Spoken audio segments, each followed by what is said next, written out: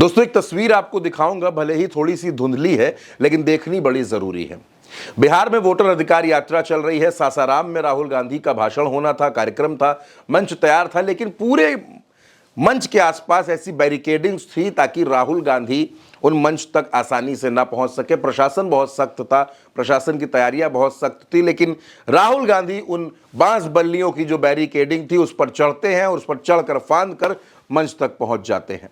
कुछ दिनों पहले ऐसी ही एक तस्वीर आपने देखी थी, आपको याद होगी, जब एसआईआर के खिलाफ प्रदर्शन चल रहा था, चुनाव आयोग के दफ्तर की तरफ कूच था, तो समाजवादी पार्टी के मुखिया अखिलेश यादव कुछ इसी अंदाज में बैरिकेडिंग कूदे थे और बैरिकेडिंग कूद कर वो उस पार गए थे। तो पूरे देश में उस दिन अखिलेश यादव की वो छलांग, वो बैरिकेडिंग का कूदना सुर्खियों में आ गया।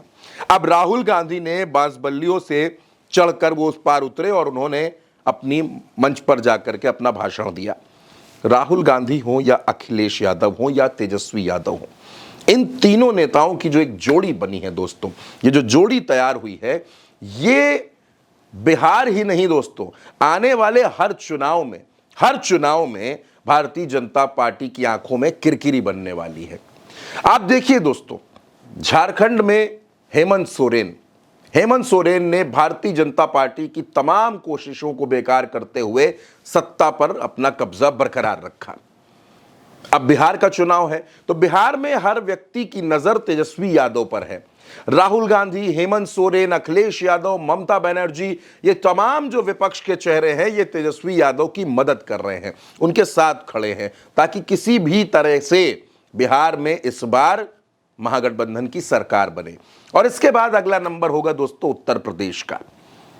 पहली बार पिछले 10 से 11 सालों में, जब से भारतीय जनता पार्टी केंद्र की सत्ता में है, पहली बार विपक्ष इतना एकजुट नजर आ रहा है। राहुल गांधी, अखिलेश यादव, तेजस्वी यादव, ये जिस तरीके से एकजुट है, इसी एकजुटता ने भारतीय जनता पार्टी को परेशान कर दिया है। बीजेपी को समझ में नहीं आ रहा कि ये एकता जो है, इस एकता को कैसे तोड़ा जाए, क्योंकि अगर ये यूनिटी ऐसे ही बनी रही तो आने वाले हर चुनाव में बीजेपी को शिकस्त खानी पड़ेगी।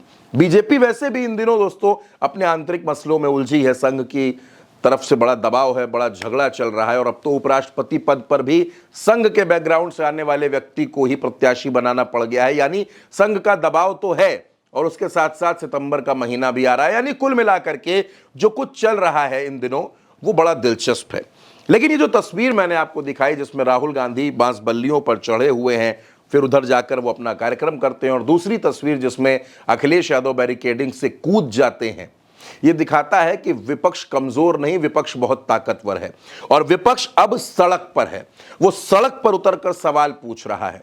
जिस दिन 300 सांसद सड़क पर उतर गए और उन्होंने सीधे सीधे सत्ता की आंख में आंख डालकर सवाल पूछना शुरू कर दिया था, उसी दिन से भारतीय जनता पार्टी बेचैन है। अब उसको लगने लगा है कि अब ये विपक्ष खामोश नहीं है, ये सवाल पूछेगा और सवालों के जवाब मांगेगा और सवालों के जवाब देने भी पड़ेंगे।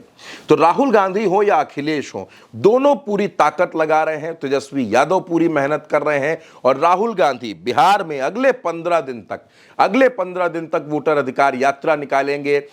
अलग अलग जिलों से ये यात्रा गुजर रही है। राहुल गांधी के, तेजस्वी यादव के भाषण भी हो रहे हैं। बिहार की जनता को झकझोरा जा रहा है कि ये जो आपके साथ अन्याय हो रहा है, जो वोट चोरी हो रही है, जो आपका अधिकार आपसे छीना जा रहा है, पिछड़ों के साथ, दलितों के साथ अन्याय हो रहा है, इसके खिलाफ एकजुट होकर भारतीय जनता पार्टी और उसके पूरे अलायंस को सत्ता से बाहर करना ही जरूरी है और ये जरूर करना होगा। तो ये यात्रा दोस्तों जैसे जैसे आगे बढ़ रही है, भारतीय जनता पार्टी और नीतीश के खेमे में बेचैनी बढ़ रही है और अब तो राहुल गांधी का इतना सक्रिय होना, ये भी सत्ता के लिए खतरे की घंटी है। इस खबर में मेरे दोस्तों मेरे साथ इतना ही। आप अपनी राय कमेंट बॉक्स में जरूर लिखिएगा, अपनी बात लिखिएगा। नमस्कार।